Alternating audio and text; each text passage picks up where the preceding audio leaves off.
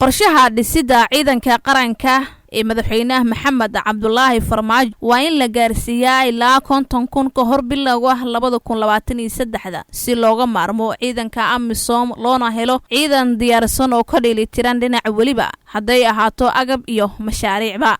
dawladda hadda jirto waxa ay diyaarisay 24,500 oo ciidanka xoog ah kuwaas oo diiwaan gashan lambar leh mushaarkooduna joogto yahay.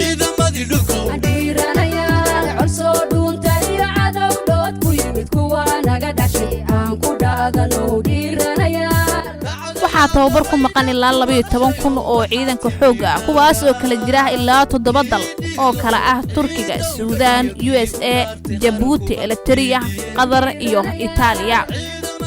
bariyo ka hor dawladda aan walaalaha nahay ee Turkiga ayaa ballan qaaday in ciidanka gaarka ee Haramcad gaarsiin doonto ilaa 18,000 halka Gorgor si dhaqsi leh loo gaarsiin doono 24,000. dawladda Turkiga ayaa sidoo kale qorsheynaysa in 80% kor u qaado tababarada iyo kaalmada ciidanka xooga marka dawladda Mareykanka si fiican uga guurto Soomaaliya ilaa Abriil.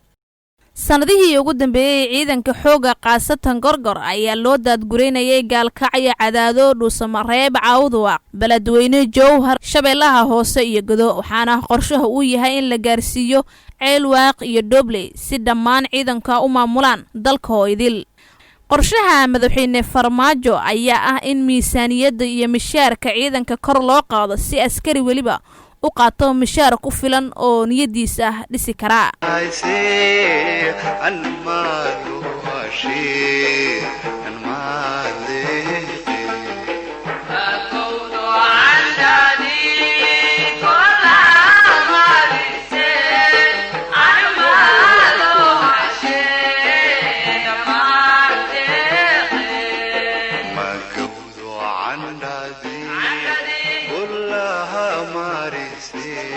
Abshira Cabdirashiid Xuseen, SOM TR TV, magaalada Kismaayo.